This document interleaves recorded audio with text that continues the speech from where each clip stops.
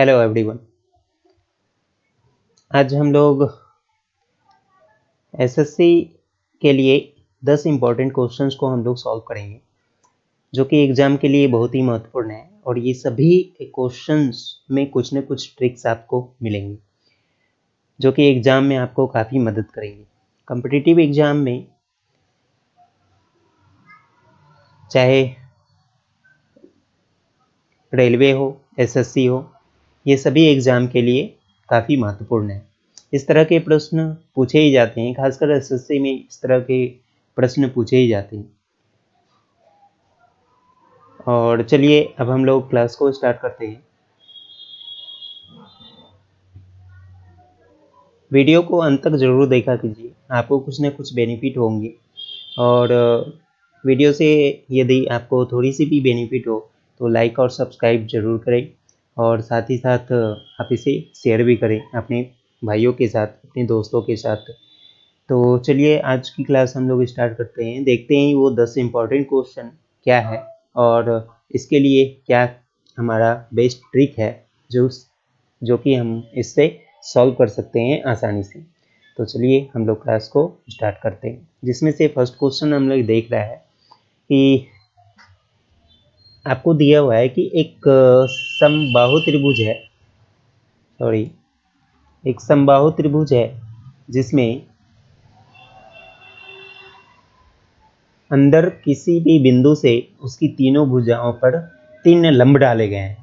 तब कहता है कि किस लंब की लंबाई आपको दी हुई है, क्रमशः 14 है, 16 है और 18 सेंटीमीटर है। तो उस समबाहु त्रिभुज का क्षेत्रफल आपको क्या होगा, ये पता लगाना है। तो चलिए, ट्रायंगल की प्रॉपर्टी का क्लास हमने लिया था। ट्रायंगल की प्रॉपर्टी में आपको समबाहु त्रिभुज की प्रॉपर्टी के बारे में पढ़ाया था। तो उसमें आपको एक फॉर्मूला दिया था हमने कि यदि किसी भी त्रिभुज, एक समबाहु त्रिभुज के अंतर्गत कोई भी बिंदु है, मान लेते हैं ये बिंदु है आपका आई, और इससे आपको तीनों भुजाओं पर लंब डाला गया है, और इससे तीनों भुजाओं की लंब की जो लंबाई है वो आपका P1 है, P2 है और P3 है। तब आपको जो क्षेत्रफल का फॉर्मूला होता है,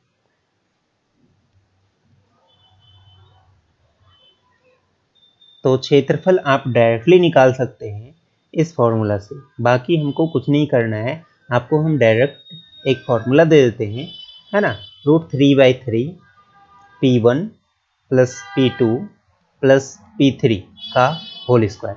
आपको इस फॉर्मूला का उपयोग करना है क्षेत्रफल निकालने के लिए।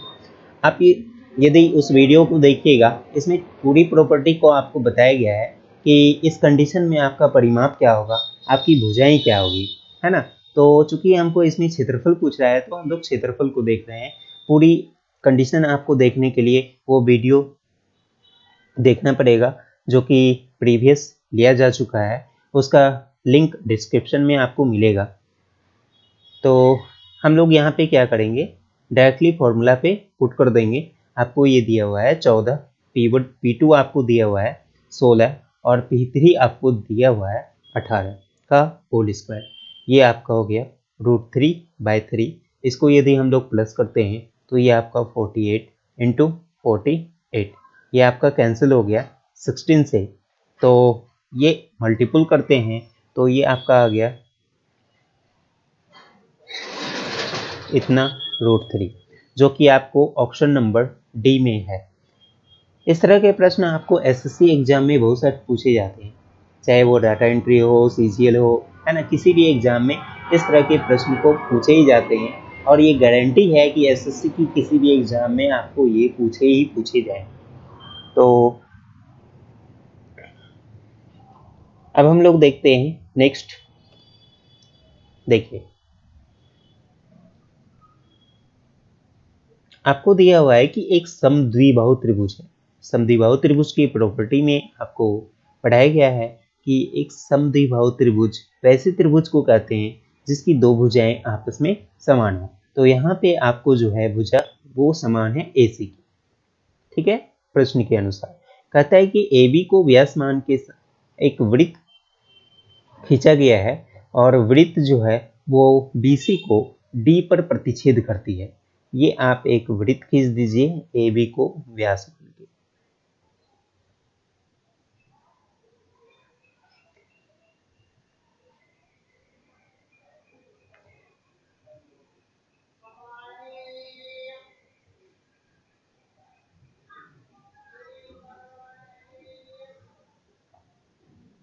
वृत्त आपने बना दिया, आपको ये BC को कहाँ पे काट रहा है, D पर। हम लोग क्या करते हैं, इसको शीर्ष से मिला देते हैं। ठीक है, अब देखिए शीर्ष से यदि हम लोग मिलाते हैं, हम लोग जानते हैं कि व्यास से परिधि पर बना कोण हमेशा समकोण होता है, और समकोण जब आधार पे बनता है किसी शीर्ष से, तो वो अब सामने की भुजा को क्या करता है, लंब समद्विभाजित करता है। किसमें, समद्विबाहु त्रिभुज के कंडीशन में। तो यहाँ पे आपको ये समद्विभाजित कर रहा है, दैट मीन्स आपका BD जो है वो DC के क्या है, इक्वल है। अगर यदि यहाँ पे BD आपको दिया हुआ है 3 सेंटीमीटर जिस तरह से प्रश्न में, तो आपका DC भी कितना होगा, 3 सेंटीमीटर ही तो होगा। तो आपको आंसर क्या हो गया, A नंबर। कोई दिक्कत है? यदि कोई भी प्रॉब्लम होती है किसी भी प्रश्न को समझने के लिए, तो आप कमेंट बॉक्स में कमेंट जरूर कीजिए, हम उस पर एक अलग से वीडियो बनाएंगे, है ना, आपको समझाने की पूरी कोशिश करेंगे। तो चलिए नेक्स्ट हम लोग देखते हैं। कहता है कि एक कुत्ता एक खरगोश का पीछा कर रहा है। ठीक है, तो मान लीजिए कि आपका डॉग यहाँ पे और खरगोश रैबिट जो है वो यहाँ पे है ना, ये पीछा कर रहा है इसका। ठीक है, कहता है कि प्रारंभ में खरगोश उस कुत्ता से अपनी छलांग से 125 छलांग आगे। किसके छलांग से, खरगोश के छलांग से, है ना। तो ये जो है 125 छलांग आगे है, जबकि खरगोश का एक छलांग जो है वो कितने के बराबर है, यहाँ पे दिया हुआ है, खरगोश का एक छलांग जो है वो 1.75 मीटर के बराबर है। यानी टोटल डिस्टेंस जो हो गया वो इतना हो गया दोनों के बीच का। ठीक है, अब देखिए आगे क्वेश्चन बहुत ही मजेदार है। देखिए, जितने समय में खरगोश 4 छलांग लगाता है, चलिए इसको 4 छलांग कूदवा देते हैं। तो यहाँ पे ये 4 छलांग कूदा, जबकि कुत्ता उतने ही समय में कितनी छलांग कूदता है, तो 3 छलांग ही भागता है। तो 3 छलांग ये जो है भाग, है ना, 1 2 और 3, इसको हटा। तो अब देखिए कि ये जो है 3 छलांग भागता है, और कहता है कि कुत्ता का एक छलांग जो है इतना मीटर का है, और कुत्ता कितने छलांग में खरगोश को पकड़ लेगा। कुत्ता जो है खरगोश को पकड़ता है, इसका मतलब 3 छलांग में खरगोश से के 4 छलांग से ज्यादा दूरी ये तय करता है। सीधा हिसाब क्वेश्चन से ही पता चल रहा है ना। तो 3 छलांग में कुत्ते के द्वारा तय की गई जो दूरी है वो कितनी है, 2.7 मीटर का। और जबकि खरगोश द्वारा 4 छलांग में तय की गई दूरी कितनी है, 4 इंटू इतने सेंटीमीटर, सॉरी मीटर का, है ना। अब इतना मीटर जो है खरगोश भागता है, इतना मीटर जो है वो कुत्ता भागता है। तो टोटल ये कितने मीटर हो गए, इसको मल्टीपल करेंगे तो ये आपका हो गया 25 और 8, यानी 8.25 मीटर ये जो है कुत्ता भागा। जबकि उतने ही समय में खरगोश जो है, इसको मल्टीपल करेंगे, 4 25 के 100, है ना, सॉरी ये 75 है ना, तो ये आपका 75 और गुनी 4, ये 304, यानी ये आपका हो गया 7। तो 7 मीटर जो है खरगोश भागा, जबकि ये इतना भागा। तो दोनों में अंतर, मतलब कितना ज्यादा भागा, तो 1.25 मीटर जो है वो ज्यादा भागा। कौन भागा, कुत्ता।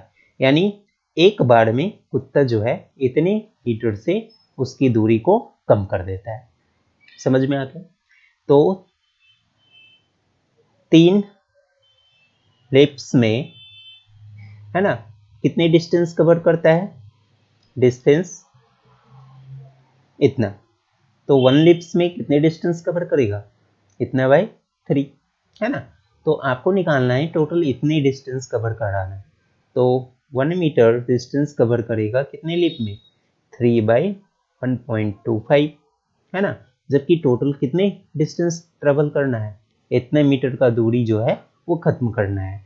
तो 1 बराबर हो गया इतना, तो 125 into 175 divide by into 3 divide by 1.25, ये आपको क्या बतलाएगा, नंबर ऑफ लिप्स, यानी कितनी छलांग में कुत्ता जो है उसको पकड़ लेगा। यही आपका डेसिमल हट गया, ये डेसिमल कैंसिल हो गया, ये 125 ये 125 कैंसिल हो गया, ये आपका हो गया 525, जो कि है आपको ऑप्शन नंबर डी में, यानी 525 छलांग लगाएगा कुत्ता तो वो खरगोश को दबोच लेगा। ठीक है, उम्मीद है ये क्वेश्चन अच्छे से समझा पाए होंगे। ये क्वेश्चन बहुत ही अच्छी क्वेश्चन थी। इस तरह की प्रश्न भी आपके लिए बहुत ही इम्पोर्टेंट है, ये मेंस के लिए है। तो चलिए अब हम लोग नेक्स्ट क्वेश्चन को देखते हैं। आपको यदि थोड़ा सा भी फायदा हो रहा हो तो वीडियो को लाइक करें, सब्सक्राइब करें और शेयर करें। देखिए, आपको बताना है कि वह राशि यानी मूलधन की राशि बताना है जो 5% दर से 3 वर्षों का चक्रवृद्धि ब्याज साधारण ब्याज दोनों का अंतर जो है इतने रुपया देता है।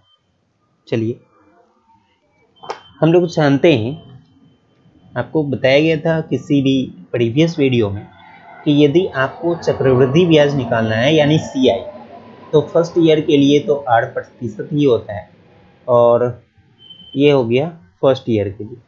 और सेकेंड ईयर के लिए यदि हमको CI निकालना हो यानी कंपाउंड इंटरेस्ट, तो ये आपका 2r/8², ये इतने प्रतिशत का ब्याज देता है 100 रुपये पे, है ना। यानी कोई भी मूलधन आपको दिया हुआ हो उसका इतना परसेंट निकाल दीजिए, वो आपको इंटरेस्ट बताएगा।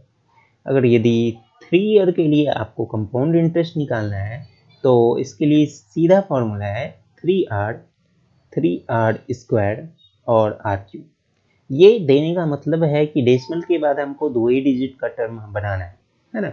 यानी इतने प्रतिशत का आपको ब्याज लगेगा किसी भी धनराशि पर। आपको यदि सिंपल इंटरेस्ट में चले तो सिंपल इंटरेस्ट का तो सीधा फॉर्मूला है r/t%, है ना, किसी भी ईयर के लिए। यदि 1 ईयर के लिए है तो r होगा, सेकेंड ईयर के लिए 2r होगा, थर्ड ईयर के लिए 3r होगा। तो यहाँ पे आपको दिया हुआ है दोनों का अंतर, है ना। तो यहाँ पे पहले तो आपको दिया हुआ r का वैल्यू कितने, 5%। तो 5 का क्यूब कितना हो गया, 125, 2 डिजिट आपको लिखना है 25, एक बच गया। ये 5 का स्क्वायर 25, ये 75, एक कितना हो गया 76, और ये 5 दिया 15। ये हो गया आपका कंपाउंड इंटरेस्ट, है ना। और सिंपल इंटरेस्ट आपका कितना होगा, 3 इंटू आर, यानी 5 दिया कितना 15।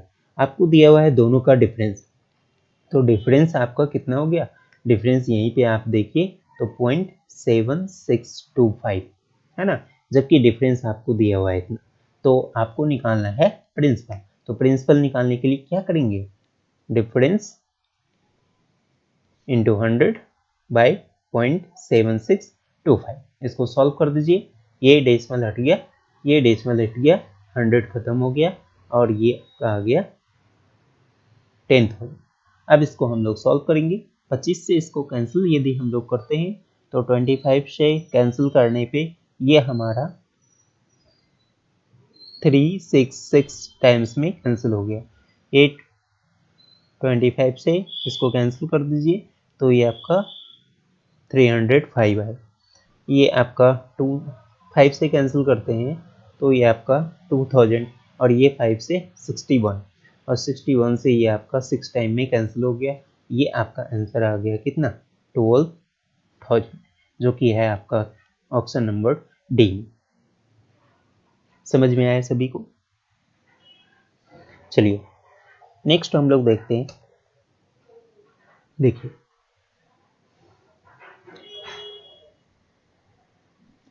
इसके लिए एक सिंपल सा ट्रिक है। सबसे पहले ये देखना है कि यदि फर्स्ट कंडीशन में आपको दूध की मात्रा दिया हुआ और तो लास्ट कंडीशन में ही आपको दूध की मात्रा ही होनी चाहिए। यदि फर्स्ट में आपको पानी हो तो अंत में भी पानी की ही होनी चाहिए, यानी सेम होनी चाहिए। अब हम लोग सिंपल करेंगे। टोटल अमाउंट ऑफ मिक्सचर जो कि 60 है, दोनों परसेंटेज का डिफरेंस जो कि हो गया 5 डिवाइड बाय फाइनल परसेंटेज कितना करना है, फाइनल 15%। इसको सॉल्व कर दीजिए, ये आपका 4 से कैंसिल हो गया, यानी ये आपका 20 लीटर। तो 20 लीटर पानी इसमें यदि हम लोग डालते हैं तो वो मिश्रण में 15% हमको दूध बचता है। ठीक है, किसी भी तरह का इस तरह का कोई भी सवाल को हम लोग इसी तरीके से बनाएंगे। ये सबसे अच्छा ट्रिक है वैसे सवाल को बनाने के लिए। चलिए नेक्स्ट हम लोग देखते हैं। देखिए, मान ले कि O एक त्रिभुज ABC का अंतः केंद्र है। अंतः केंद्र किसको बोलते हैं? किसी भी त्रिभुज के यदि अंतः केंद्र यानी अंतः सर्कल आपका बनना चाहिए ना, ये अंतः सर्कल आपका बनना चाहिए, तब तो अंतः केंद्र कहलाएगा ना। तो अंतः केंद्र हम लोग कहते किसको, पहले तो ये जानेंगे। ठीक है, तो अंतः केंद्र हम लोग कहते हैं कि यदि सामने के सिर से उसके सामने की भुजा पर लंब डाला जाता है तो उसको हम लोग अंतः, वो जहाँ पे कटते हैं तो उसको अंतः केंद्र कहते हैं। जैसे ये लंब समद्विभाजक, ठीक है, लंब समद्विभाजक जो त्रिभुज का एक दूसरे पर कटते हैं, लंब समद्विभाजक, ये किस में होगा? लंब समद्विभाजक, लंब समद्विभाजक होगा समबाहु त्रिभुज में, है ना। और ऐसे हम लोग कहेंगे कि यदि शीर्ष से लंब खींचे हैं, ये यहाँ पे कटा, ये लंब खींचे हैं, ये यहाँ पे कटा, है ना, और ये जहाँ पे कटा इसी को हम लोग इंसेंटर बोलते हैं। ठीक है, और इसको रेडियस मानते हुए हम लोग क्या करते हैं, अंतःवृत्त की रचना करते हैं, और ये तीनों आपस में रेडियस हो गया, बराबर हो गया।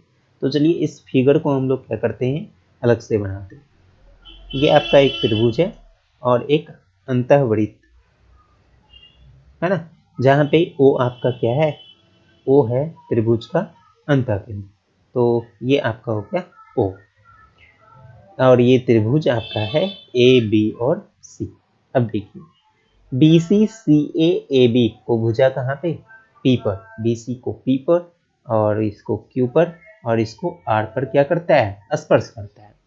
कहता है कि कोण A बराबर दिया हुआ है 60 डिग्री, ये कोण आपको दिया हुआ है 60 डिग्री। आपको कह रहा है कि कोण QPR यानी इस कोण का मान आपको पता लगाना है।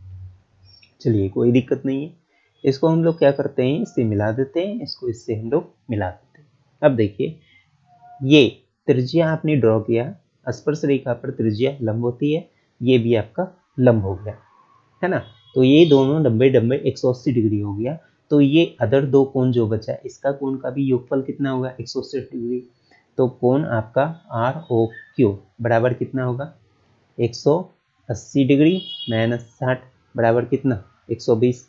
तो ये दोनों कोण का जोड़ भी 180 डिग्री होना चाहिए, यानी ये कोण कितना हो गया, 120। अब ये केंद्र पर बना कोण है और परिधि पर बना कोण एक वृत्त है। वृत्त का हम लोग जानते हैं थ्योरम से, यदि आपका एक जीवा द्वारा केंद्र पर बना कोण परिधि पर बने कोण का क्या होता है, दोगुना होता है। यदि ये आपका x है तो ये आपका 2x। तो यहाँ पर यदि हम लोग देखते हैं, केंद्र पर बना कोण आपको दिया हुआ है 120 डिग्री, तो परिधि पर बना कोण कितना होगा, 120 का ठीक आधा, यानी कितनी डिग्री, 60 डिग्री। तो आंसर आपका कितना होगा, 60 डिग्री। ऐसा नहीं है कि वो दोनों कोण हमेशा बराबर होगा, है ना, ऐसा इसलिए संभव हुआ क्योंकि वो वहाँ पे 60 डिग्री है ना। यदि 60 के स्थान पे अगर यदि आप 30 ले लेते हैं तो ये बदल जाएगा, ये आपको आएगा 75 डिग्री। ठीक है, समझ में आया। तो चलिए नेक्स्ट हम लोग देखते हैं। ज्योमेट्री एक ऐसा सेक्शन है, यदि आपको थ्योरम पता है तो आपको ज्योमेट्री से आसान कोई नहीं लगेगा। चलिए नेक्स्ट हम लोग देखते हैं। देखिए, यदि आपको a plus B by a minus B is equal to c plus D और c माइनस डी लिखा हुआ है, तो इसको हम लोग लिख सकते हैं a by b is equal to c by D. Componendo dividendo हम लोग पढ़ते हैं ना, वही है ये। तो यहाँ पे आप देखते हैं सेक ए का वैल्यू दिया हुआ है सेक और बी का 10, तो इसको हम लोग लिख सकते हैं a बाई बी, इसका मतलब सेक लैम्डा और 10 लैम्डा, क्या ही लिख देते हैं, इज इक्वल टू, इसको हम लोग लिख सकते हैं 2 by root under 3 sec theta by tan theta is equal to आपको होता है 1 बाई साइन थीटा। इसको यदि हम लोग तोड़ेंगे 1 बाई कॉस, और ये sine by cos, cos cos cancel हो जाएगा, 1 बाई साइन थीटा आएगा, और 1 by sine theta is equal to cosec theta होता है। यदि साइन में ही रखते हैं, आपको कॉसिक थीटा का वैल्यू निकालने में कठिनाई हो रहा है, तो दोनों तरफ पलट दीजिए, तो ये आपका sine theta is equal to क्या आएगा, √3/2। That means theta is equal to कितना हो गया, 60 डिग्री। और इसका हमको निकालना है रेडियन मान। रेडियन मान यानी पाई में इसका वैल्यू हमको निकालना है, तो पाई बाई कितना हो गया, 3। तो जो कि आपको ऑप्शन नंबर किसमें है, ए। किसी भी थीटा को यदि आपको रेडियन में बदलना है, तो रेडियन में बदलने के लिए पाई बटे कितना करेंगे, 180 करेंगे, है ना, इससे गुना कर देंगे। चलिए नेक्स्ट हम लोग देखते हैं। देखिए, एक त्रिभुज की दो माध्यिकाएं हैं,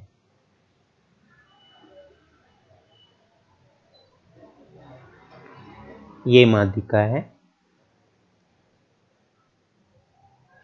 ए बी सी, बीपी माध्यिका है और सी क्यू माध्यिका है, सॉरी सी क्यू।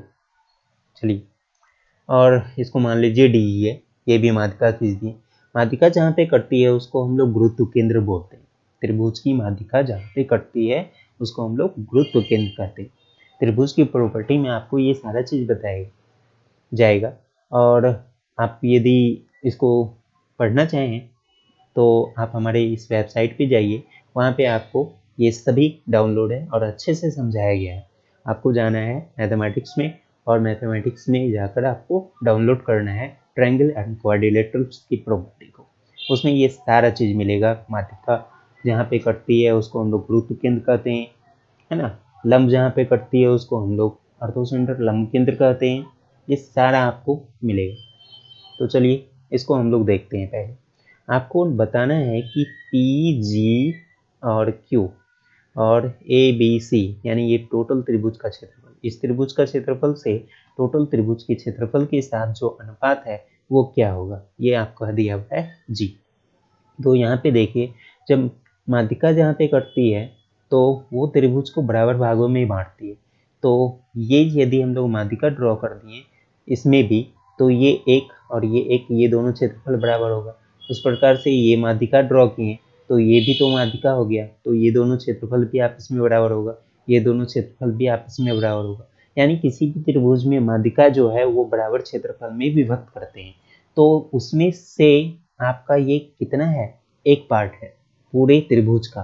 तो जबकि पूरे त्रिभुज को कितने पार्ट में बांट रहा है, 1 2 3 4 5 और 6 पार्ट में। तो त्रिभुज का ये फर्स्ट पार्ट है और टोटल त्रिभुज जो है 6 पार्ट है। यानी कौन से अनुपात में इसका क्षेत्रफल होगा, 1:6 के अनुपात में, जो कि आपका ऑप्शन नंबर किस में दिया हुआ है, बी में। यही आपका आंसर होगा। चलिए नेक्स्ट हम लोग देखते हैं। देखिए, ये क्वेश्चन भी बहुत अच्छा है, और आपको प्रॉपर्टी जब बताया गया था समबाहु त्रिभुज का, उसमें भी इसके लिए आपको अलग से फॉर्मूला बताया गया है कि ए बी सी आपका एक समबाहु त्रिभुज है, और समबाहु त्रिभुज में आपका अंतःवृत्त खींचा गया है। ये आपका हो गया अंतःवृत्त। आपको बताना है इस अंतःवृत्त का परिमाप। तो अंतःवृत्त का परिमाप के लिए आपको सीधा फॉर्मूला हमने दिया था √3/3 इंटू पाई ए, है ना। ये परिमाप का फॉर्मूला होता है, अंतःवृत्त के परिमाप का।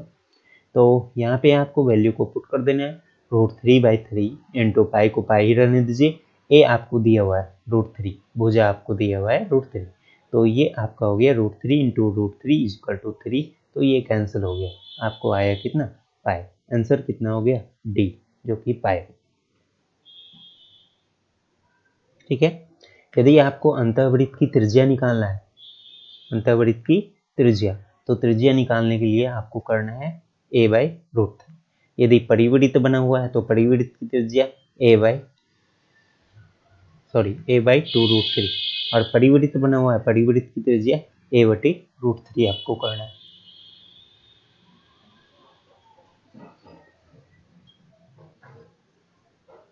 ठीक है, नेक्स्ट हम लोग देखें। देख, कहता है कि किसी संख्या का अंकित मूल्य आपको दिया हुआ है, 20% का छूट देने के बाद जो है मूल्य जो है इतना रुपया हो जाता है। अंकित मूल्य पर 20% छूट दिया और 24 रुपये में उसको बेच दिया, यानी 80% पे उसको बेचाना, तो क्रय मूल्य कितना हो गया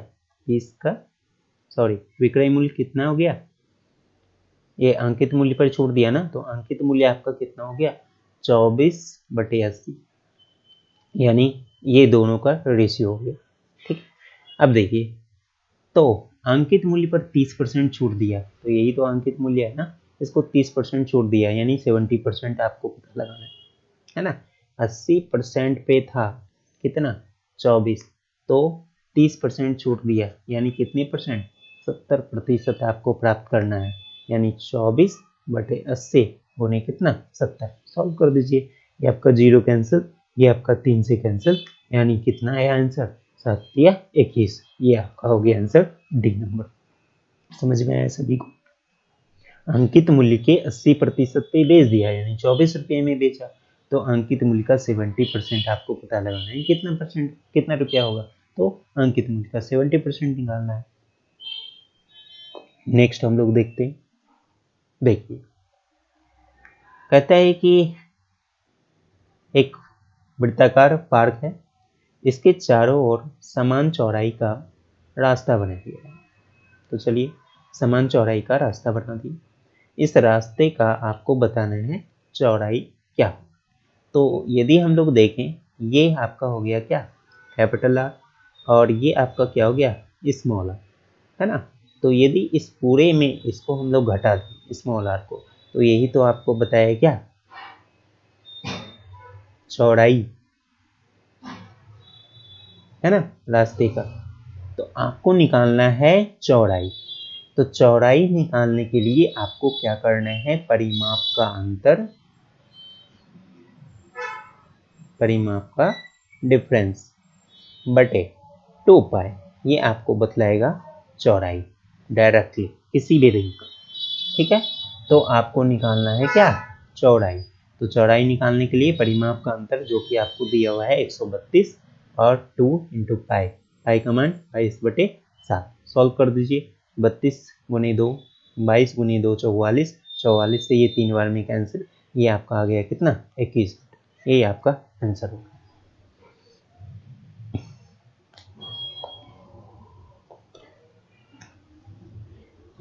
आज की सभी प्रश्न, जितने भी प्रश्न थे वो सभी इम्पोर्टेंट है किसी भी कॉम्पिटिटिव एग्जाम के लिए, खासकर एसएससी के लिए।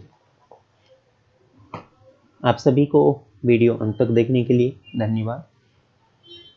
नेक्स्ट हम लोग फिर से मिलेंगे कुछ ऐसे ही प्रश्नों के साथ और अच्छे ट्रिक के साथ।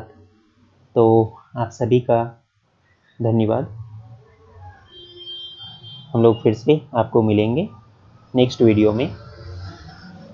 यदि आपको हमारा ये सेशन अच्छा लगा तो आप इसे लाइक और सब्सक्राइब करें, और वीडियो को ज़्यादा से ज़्यादा हो शेयर भी करें, ताकि हमारे कुछ और भाई भी इससे कुछ भी बेनिफिट ले ले। यदि आपको बेनिफिट हो रहा है तो वो भी बेनिफिट ले सकते हैं। तो चलिए आज की सेशन को हम लोग यहीं पे खत्म करते हैं।